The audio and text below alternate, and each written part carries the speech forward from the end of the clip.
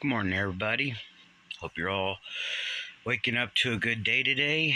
Hope it's going to be a good day. Um, Gypsy, she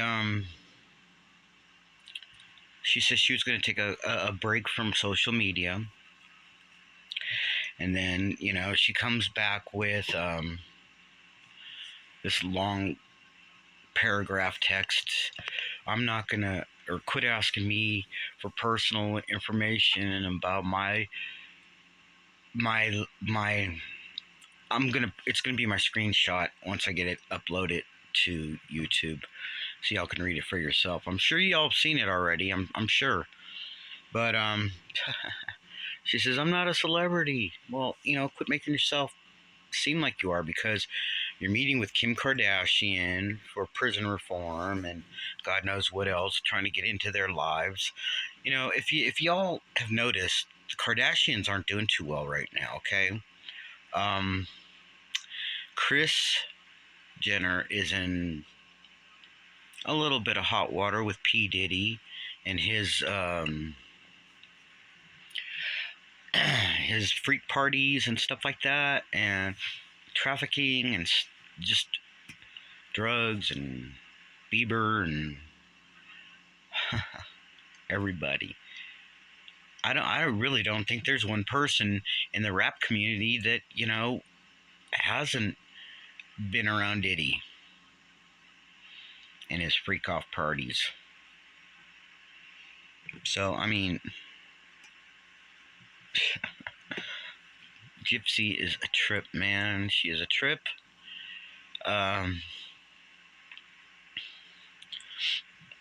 She keeps saying she's not a celebrity, but she acts like one. She's going around gallivanting, all over the country and trying to make, herself seem like she's some sort of celebrity. Oh, I want to meet Taylor Swift. Oh, I want to meet Kim Kardashian. Well, you got half your wish, because the Kardashians will stoop that low. Only because they're irrelevant kind of right now. They're just in a lot of, Kim saying that, P. Diddy raped her or whatever, or sold her. Kanye got out when he could. You know what I'm saying? Gypsy is just a nuisance. She's a nuisance. She needs to step away, get off of social media, quit getting off and going on, getting off and going on. You're not relevant anymore. You weren't relevant before, except that you killed your mom. And I'm saying you did it because you, and I'm sure Dan had a hand in, torturing Dee Dee for, several days before Nick came along. The day before he came along, she was already dead. All right? I'm just saying. Doesn't take a genius to figure it all out. But, who am I? I'm just someone that pays attention and listens and observes. In my background, I was a security guard for a little while, and I had to observe and report. Part of observing and reporting is observing and then reporting. And then I was a school teacher, which didn't pay that much, but I wasn't really into it for the money, because I work with special education kids. And I mean, they were really bad. I mean, I had kids that were schizophrenic, multiple personalities, Down syndrome, 10, 11-year-olds still wearing diapers and not being able to communicate, tracheotomy. I mean, I had them all. I had real disabled children I was working with. And, the whole reason why I think the parole board let Gypsy out is because she said she had learned her lesson and she wanted to, help others, with the Munchausen by proxy. And with that, her attorney, Dan Richards, he's the one that brought up the Munchausen by proxy. He's the one that brought it up and used it as Gypsy's defense to get her a plea deal because it was election year. All right. Well, Nick's still in prison. Guy of an IQ of 82 and the mindset of a 14-year-old. Come on now. He only did what Gypsy said to do because he was in love with her. Come on. Young love at 14 years old. I mean, yes, he was 26 or 24 when he came to Gypsy that day, that morning on the 10th of June, 2015.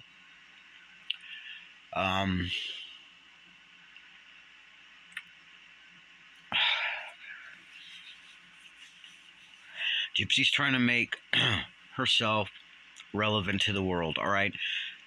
She hasn't done anything for anybody except for herself, all right? That's plain and clear for everybody because she texts, or she, hold on. I hope this doesn't fall. Oops. She hasn't done anything for anybody. I read that she tried to give back money to Habitat or housing,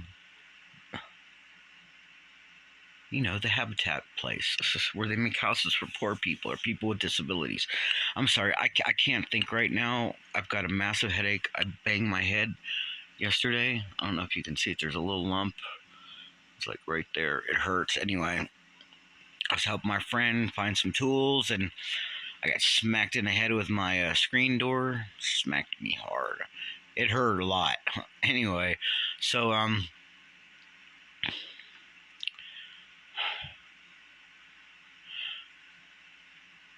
I just don't understand why, Gypsy's getting mad at people because, and first off, her comments are always turned off. So who's saying they want more information about her personal being abused and being a victim and blah, blah, blah? How? Because she never has her comments on. I just don't understand. Maybe you do. Maybe you can give me an answer because maybe I'm missing something. Maybe, she turned them on for a split second. Somebody came in and said, hey, why are you a murderer? Why'd you do it? Seems like you had a sweet life before, you and your mom. What, your mom got sick and she could no longer, advocate for you for being, in a wheelchair and having, all these serious problems, health problems with your life. Couldn't get more money, couldn't get another house, couldn't get a sailboat, couldn't get a, vacation in the Bahamas, whatever. You couldn't do all that because your mom got sick. Huh. Now you got a new mama. Her name's Christy. Christy's advocating for you big time. I wonder, man. I do have a lot of questions still. I mean, I've been kind of puzzling it all in my head, about everything that I've seen and heard and read and watched. But seriously, everything is off of what Gypsy has said. Dee Dee hasn't said anything because she's dead. She can't defend herself. So why is everybody taking her word for everything? Just because she was in a wheelchair? Just because she's got some medical records? Her mom, put overdosed oral gel in her mouth to make her, salivate. Come on now. I'm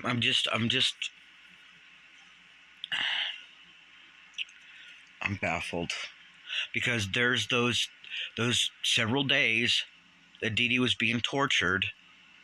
Who did that? She was in the house alone. Okay. I think Dan was there. And I've said it before and I'll keep saying it. They need to go check out the tire. Well, he's probably got rid of the truck by now, but I'm just saying the tire prints and the cigarette butts. I hope they collected that stuff and, did a DNA testing on, whose saliva was on the cigarette butts at least, and then go and check out Dan.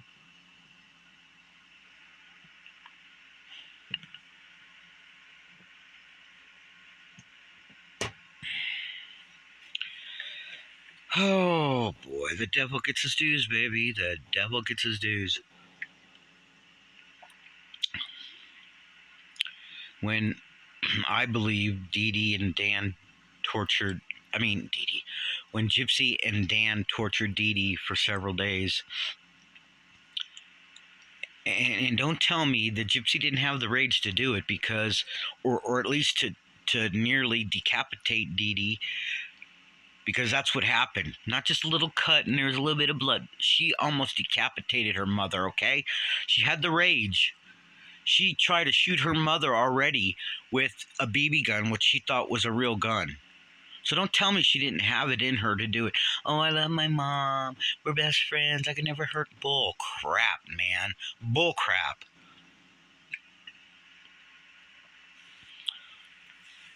Y'all are mistaken Gypsy as this innocent survivor of her mom from all the friends and neighbors around, in Missouri. No one ever saw Dee Dee being mistreated. Dee Dee got everything. Gypsy got everything. Dee Dee didn't mistreat Gypsy. Gypsy was her life. Gypsy was her meal ticket, basically. So she didn't have to go out and work. Just work the system, work people's, just work on everybody's compassion and empathy for Gypsy and Dee Dee for taking care of this girl who is, gonna die in a couple of years. And then a couple of years later, because she didn't die yet.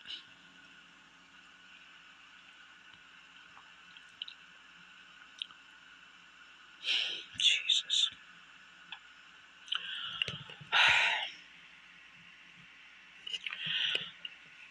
I really hope that you all are paying attention to Gypsy, what she says, what she does, and then go look for yourself. Don't just expect me and Nina and Toddy and Fancy and LB and geez, there's just a ton of us working on this right now to get you all to stop following her. Stop. You don't have to read her books. You don't have to watch her series that's coming out on June 3rd at 8 o'clock on Lifetime, because she keeps saying that. Although she doesn't want to be famous. She's not famous. But yet, hey, do you or I have a special on Lifetime with a guarantee of next year? And maybe the next year after that? That's money, baby. That's money coming into Gypsy's pocket. She's not some desolate little girl, sitting in a wheelchair dying. She's a millionaire, conning and deceiving everybody. What the hell, people? Why? Oh. I had one of my subscribers say we're living in the upside down world. Because I tell you what, I'm 61 years old, and we used to put killers away. Cops did their job. They didn't stop when someone said, oh, I stabbed her 4 times, but yet there's 17 freaking stab wounds in the body and her head damn near decapitated. So what the hell? Back in my day, we put people away. And not for 8 years, because there was no what did she say? In Missouri, there's no law. How did she say it? Conspiring to murder. I don't think that's what she said, but it means that. Are you kidding me? She's the one that came up with the freaking idea, the whole thing, everything to manipulate Nick.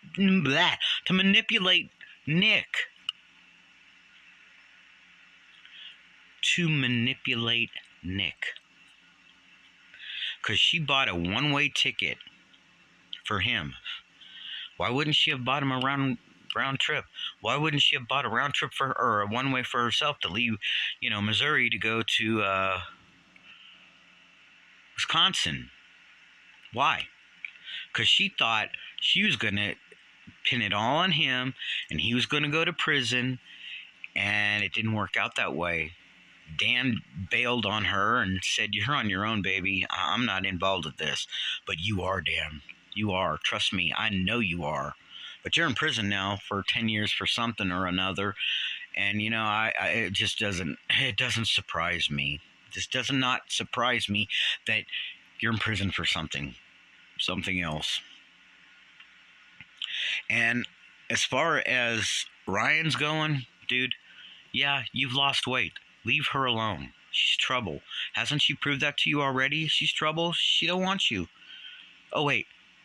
Oh, I made him. Wait, let me try to do this without making you all laugh, because I can't make my voice go that high. I can't do it. I just can't. I made a mistake, Ryan. I made a mistake. God damn, that hurts. I made a mistake, Ryan. I can't do it. I need to be with you and Pixie. You're my life. You're my love. Because Ken dumped your ass, girl. He dumped you. He dumped you. He went back to his ex-girlfriend that he dumped for you. Well, you dumped Ryan.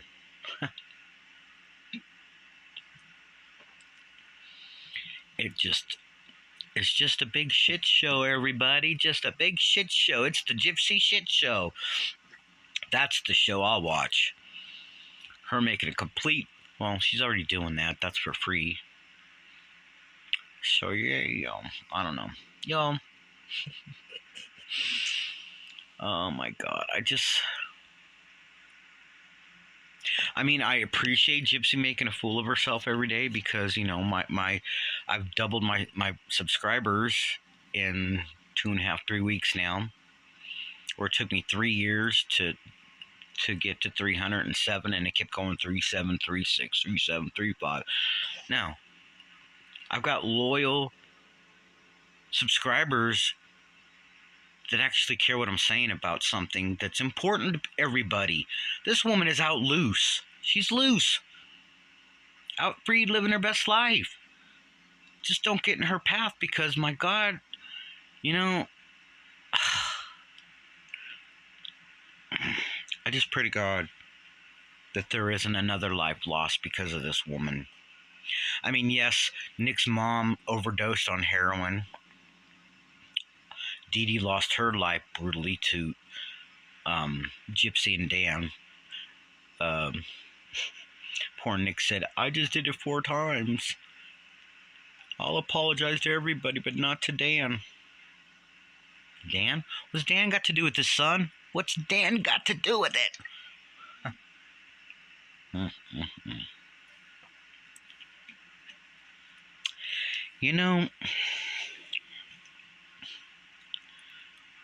From the time I was an infant, in diapers still, because I remember that,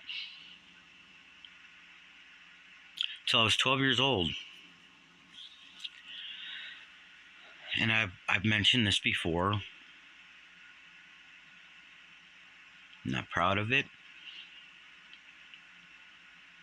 And actually, this is, within this I don't know, series of Gypsy. I don't know what to call it. I've only mentioned it that one time in that one video. I've never told anybody. I've never told close people, close girlfriends that I've had in the past. I've told them that I was abused and I had been raped twice before I was 6 years old, and but I'd never ever, I don't think I'll ever say anything about the stuff I remember as a baby, as an infant, still in diapers.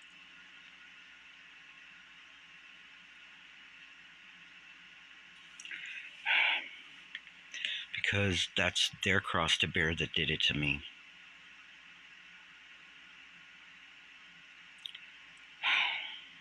I'm all right now. I think I'm fine. I've lived a long life. Doesn't seem that long. Seems like just yesterday I was 30. I have a very vivid... I can remember things. Oops. I remember a lot of things growing up. A lot of good, but there was those bad ones too. When I finally got to live with my grandmother at age 12, that was the best thing that ever happened to me. My grandmother was a good, hardworking woman, and she gave me everything that I needed inside. She was a good woman, and she passed away in my arms of a heart attack. And I watched her have her heart attack, and the look on her face.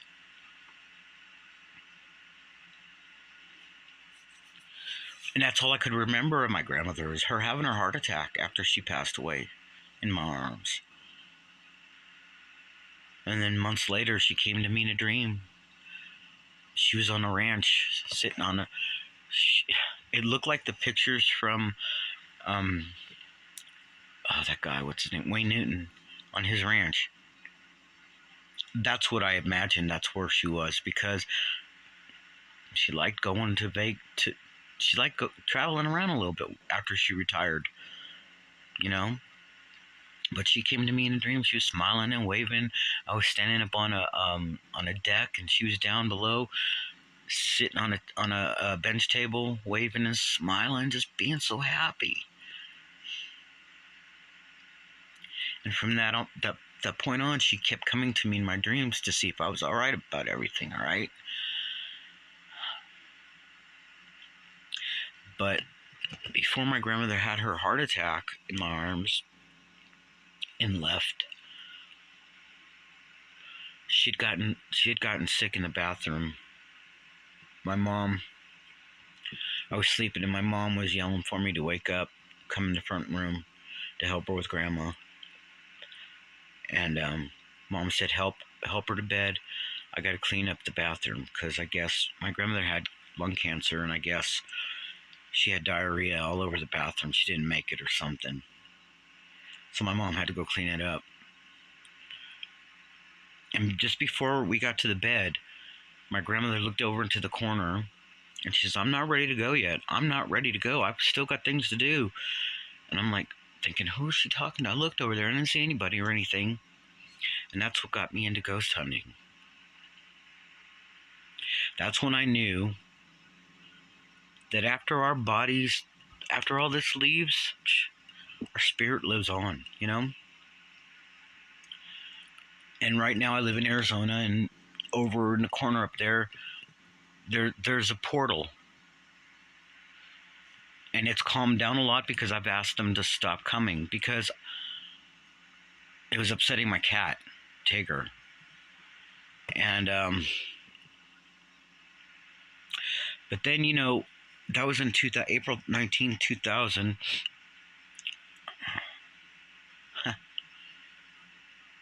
My ex-wife, she wanted to get married on 4/20, 2001 or 2. 2002. 2002. 4/20. I didn't know what that meant, because I didn't know what 4/20 meant. National High Time. No, I didn't know what that meant.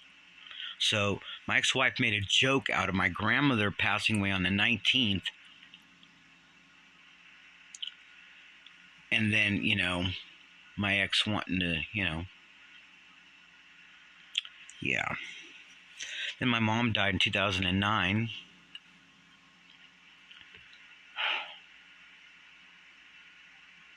That was all the family I had left.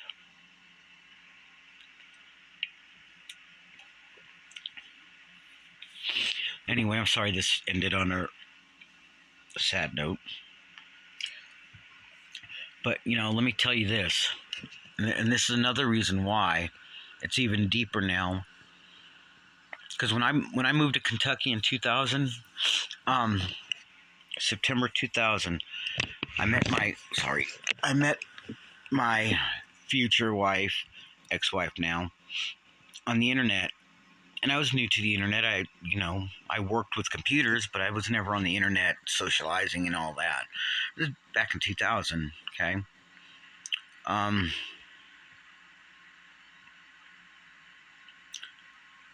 When my mom died, a month before she died, on the 20 on the February something, I think it was the 26th, she had fallen down in the bathroom, and her teeth, she busted her teeth out. Plus, she broke her nose. And on the 7 days before my birthday was on the 2nd. So 2, 1, 31, 30, 29, 20. On the 27th of March, 2009, my mom banged on my bedroom door. Call 911, call 911. So I called 911. Which I did a month earlier when she fell. And she got mad at me for calling 911 then. And she busted her teeth and busted her nose and all that. But I called 911, took her to the hospital. The guys almost, because they had her in one of those sit-up chairs with rollers on them, and they hit a pothole going up to the entranceway of the hospital, the ER, and sorry about that. And I was like, watch it, you guys, watch it.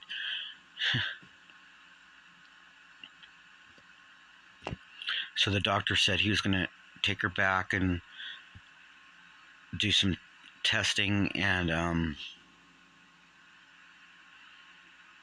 for a CAT scan and all that. So I'm sitting out waiting for her. An hour passed by. And finally I went up to the nurse's station. I'm like, what's going on with my mom? You know, she's been back there for an hour. And she says, I'll have a nurse come out and talk to you. And I'm like, oh crap, what?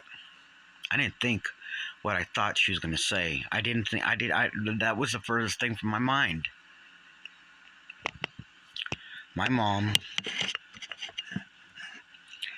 had a massive heart attack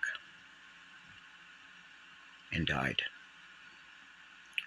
And for the past 45 minutes or so, they'd been trying to revive her. They put one of those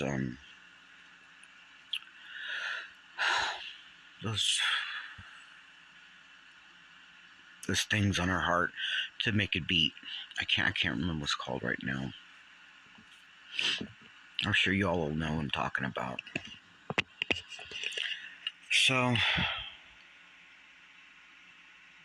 they wheel her out to the emergency to where they put all the patients and stuff.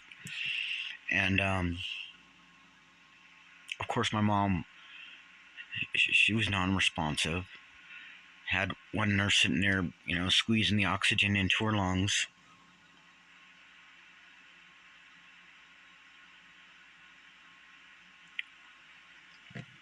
Then the doctor comes out and he says, you know, your mom's not going to pull out of this unless, you know, she's on life support for the rest of her life. And I knew my mom did not want that. She did not want to be kept alive. My mom was a very social person. She loved being around people. She loved to greet people. She loved to go feed the homeless on holidays and even not holidays, you know. My mom, she was a good person. She had a good heart.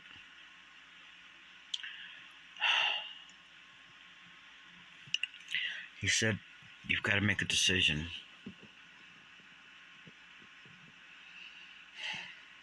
Either let her go or have her on life support for the rest of her life.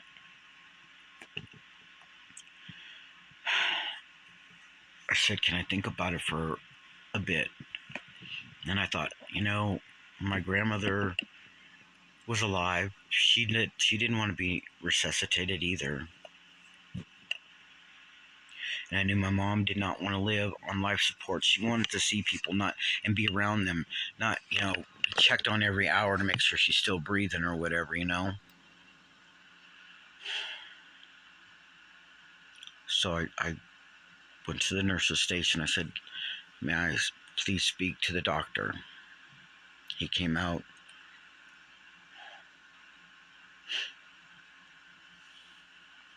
And I said, let her go. let her go. She wouldn't want to live like this.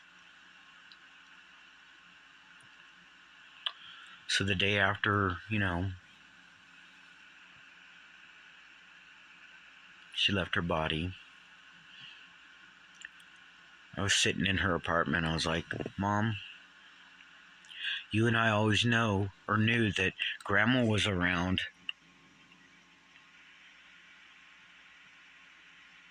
Can you please give me a sign that you're here with me? We live in San Francisco, okay, mind you. As soon as I asked that, we had an earthquake. Just a quick jolt. I was like, all right. It's okay. You don't need to prove anymore. I know you're here. I shouldn't have even asked that. I should have known that you were here. And every night, several nights, she'd come to me in my dreams, and we'd play, games, listen to music, take walks. I mean,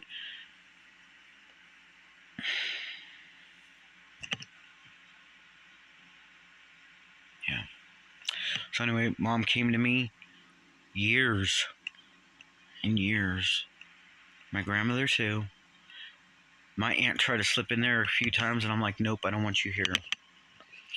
You see, my aunt was the oh my God, what is the word? Where she was the one on Grandma's living trust and on her will that she would take care of things the way Grandma wanted things done. And my aunt didn't do that. My aunt, she stayed in the house. She didn't do anything, to improve the house, to sell it. She just went through Grandma's stuff to find Grandma's jewelry and, things that she could take home to her kids and her house and stuff like that. And then on the 29th of May 2000, my aunt and I were on the phone till like 4 o'clock in the morning talking about, my great grandparents' house and how, we'd found the deed to the house, and it was signed by my great grandfather, which it couldn't have been because my great grandfather couldn't write. He was paralyzed. And my great grandmother, she couldn't see. So, we were going to go to the attorneys on the 31st of May. So I get to her house, to my aunt's house, and there's cops all around.